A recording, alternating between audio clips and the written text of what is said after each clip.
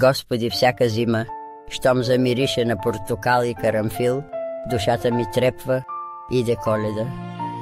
Знаеш ли, едно време, докато още беше сняг до колене, се събирахме всички около трапезата, а масата се огъваше под тежестта на питката, сърмите, ошавът.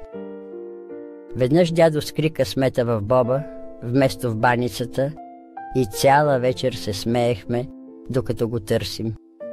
Смехът и ароматът на греяно вино изпълваха цялата стая, а на прозореца рисуваха снежни цветя. Сега, Господи, масата е по-малка, но пак я постилам с бяла покривка. Очите ми се пълнят със спомени, а сърцето с благодарност. Моля те, дари ни още топли празници и събрани семейства. Пази ни, дай ни здраве и радост, да трапезата никога да не остане празна.